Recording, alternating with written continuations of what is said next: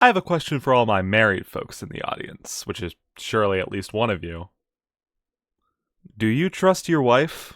This was the question asked on the 1950s game show of the same name, where couples would compete to answer trivia questions where the husband would decide whether he or his wife would be the one to answer. The show was hosted by comedian Edgar Bergen and his puppets. Let's just get into it. Do you trust your wife? Oh, Jesus H. Christ. Well, do you? It's possible for you to retire for life on... Do You Trust Your Wife? Starring Edgar Bergen, Charlie McCarthy, and Mortimer Snerd. Don't say their names like they're people. Ladies and gentlemen, tonight, the husband, by knowing whether to trust his wife, can possibly retire for life. Yes, our trust fund question pays $100 a week every week for an entire year. And the trust fund winner may return and keep winning an additional year's income until he is defeated. $100 a week for a year in 1956 is about $1,160 today, or about $60,000 a year. Definitely great to have, but nothing I'd quit my job over. And here is the star of our show, Edgar Bergen, with Effie Clinker. Oh, Lord Almighty, there's a third puppet. Here from Bartlett, Texas, are Mr. and Mrs. Norman Frank. Why is Mrs. Frank dressed like she just came from a funeral? Effie and I have been married 2.5 years. Have we, dear? Well, kiss me. No, wait a minute. Okay. I think his wife over here is named Effie, too. Oh. Why does he have a puppet of her? Can we get the Winchesters or the Scooby Gang to look into this guy? I don't trust him. I feel like he's gonna invite me to dinner, and when I get there, there's gonna be a puppet of me sitting at the other end of the table. I do think it's a really good thing when a game show has an entertaining host, but I think people who host game shows and ventriloquists are usually two separate circles on the Venn diagram. No, indeed. I almost fired him. Fired my little Normie? Why? Well, every time I'd look down the hall, I'd see Norman going into one of the rooms to play canasta with 3 women. Oh, I see. Is that 50s slang for something, or were they actually playing canasta? This is the longest contestant interview I've ever seen. Do you think the other couple is waiting backstage like... Anything interesting happening with you, honey? No, not really. Effie, honey, would you mind telling us how many years? I could totally see his mouth moving. This guy sucks. Right after a word about something really new from Frigidaire. These exclusive control towers. Control towers atop the new 1957 Frigidaire Imperial automatic washer and electric dryer. Automatic washer and electric dryer? Holy hell, the future is now. Skipping through ye old ShamWow commercial, we get straight to the action. You both please go to the board. Norman, we want to find out how much you know about your wife. Norman, does your wife accept criticism graciously? Does she ignore it? Or does she resent it? Now, you just write down either accept, ignore, or resent. So we start with question 1, which is Newlyweds Game style, as he has to match his wife's answer, which they do for $100. Now we get into the main game and ask him, does he trust his wife? The subject of your second question is national emblems. Do you trust your wife?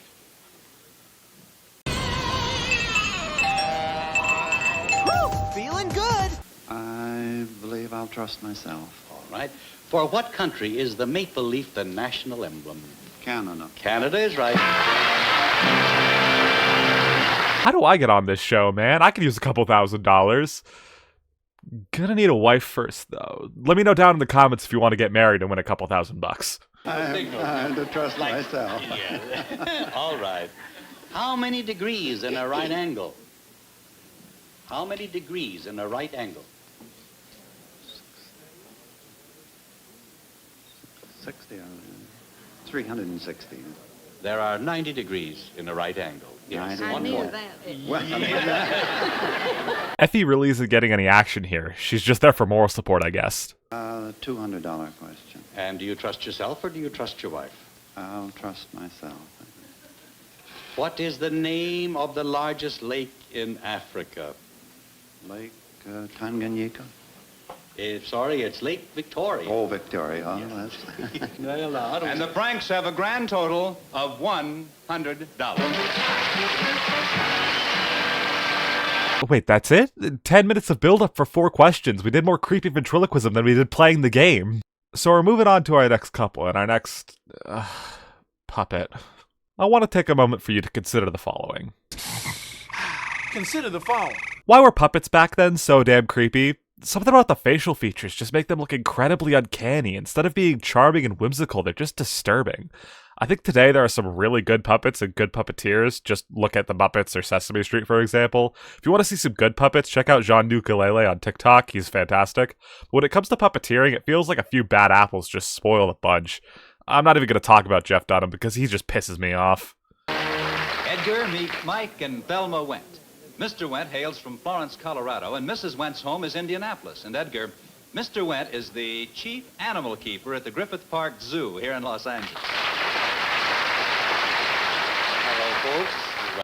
I'm not inclined to poke fun at these people's life story. They seem like nice people. Mike, we want to see what you know about your wife. Mike, when Thelma was born, was she a big baby, a little baby, or just medium? How is he supposed to know that? He definitely wasn't there. And she must have been born in the 1900s or the 1910s. There definitely aren't any pictures. There were barely any cameras. He wrote big and she wrote big.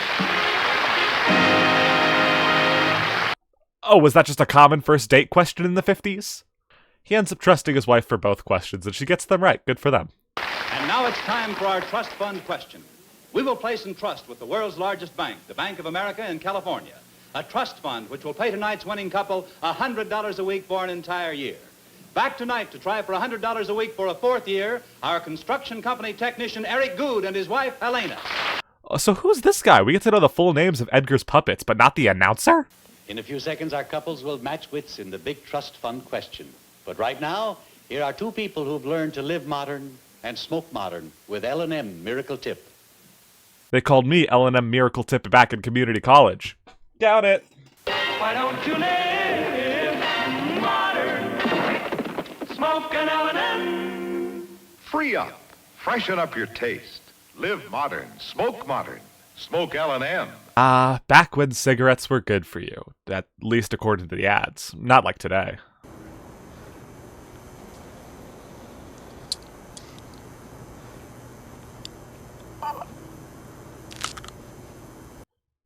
Frightening. Enjoy full, exciting flavor through the L&M Miracle Tip. Pure white inside, pure white outside. If the whole thing is white, how do I know which end I'm supposed to smoke? It's worth $100 a week for a year, and the winner can come back and perhaps make enough to retire for life. This may be the most important answer you will ever have to give. You have 20 seconds, so think clearly, write fast, get your pen ready. Here is the question. On the board is a list of 10 states. Some are among the 10 largest inland area, some are not. When I say go, write T for true after each state that is among the 10 largest inland area. Why is this guy even the host? He can't even read the questions right. And F for false after those that are not. That's T for true and F for false. Are you ready? Go. I've known the answer to every question so far. I don't really think it's a brag. I just think education has improved since then.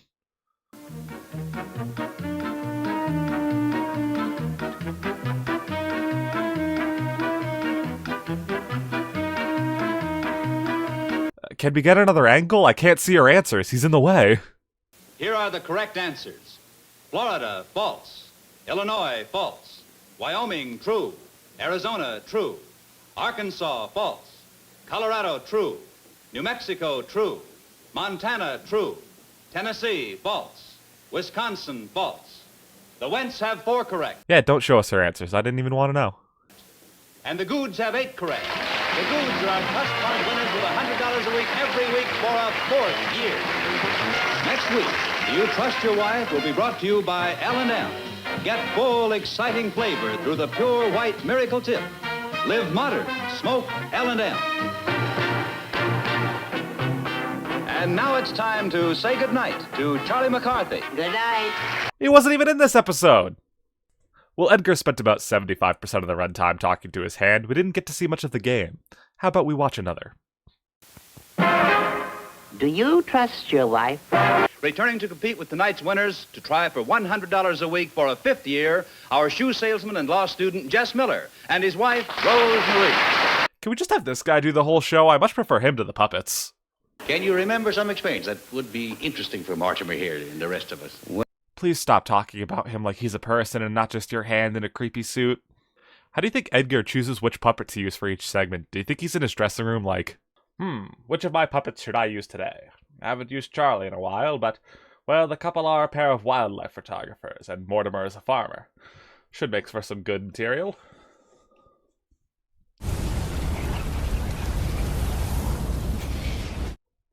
Let's go, Edgar. Yes, master.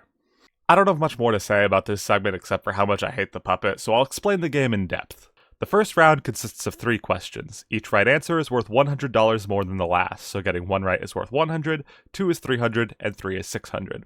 The first question is the Newlyweds Game style question, and the other 2 are standard trivia questions that he or his wife will answer. Round 2 presents the husband with 6 categories, each worth $100 more than the last, and he can wager up to the amount earned in round 1 to try and have him or his wife answer that question. If they get it right, they add that much money to what they earned in round 1, and if they get it wrong, that much money is subtracted from their round 1 earnings. Whichever of the couples has the higher total at the end moves on to face the returning couple in the trust fund question. But before we get into the game, first a word from L&M Cigarettes. Disclaimer, I am not sponsored by L&M Cigarettes or anyone for that matter. I'm just doing a bit. Miss Agatha, do you mind if I light a cigarette? Why don't you live modern? Live modern. Oh my God, how did they do that? Have an L&M. Mickey, how many rings is your wife wearing at the present moment? And Peg, write down the number of rings you're wearing now. He wrote 3 and she wrote 3. Are we going to check our hands or are we just going to trust her on that? Edgar, the Carters lost their $300. Do you have another question for them? Oh, I think so, yes. Well, they bet it all and didn't get it right, but it looks like they do get one last bonus question worth $100. For $100, after what French king is Louis XIV furniture named? Louis the 14th. That is right. Whew, it's a good thing he knew that. Now here is Edgar Bergen with Charlie McCarthy. Ugh, here comes Charlie. Charlie has got to be the worst puppet out of the 3. I understand the words he's saying individually, but I have no idea what it means. I signed up for 2-year hits in the Navy, and I was assigned to Camp Pendleton. And they call it integration. Yes, yes. I say it's revenge. No. I bet you can tell us about the howls of the Montezuma.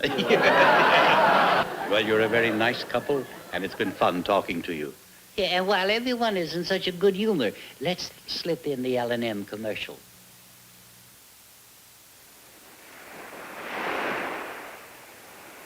I love this guy in the back. He doesn't need to smoke to have fun at the beach. The ocean has filled him with such childlike joy and whimsy. He doesn't even realize the secondhand smoke from the pure white miracle tip has changed him out of his 1950s full-body striped bathing suit.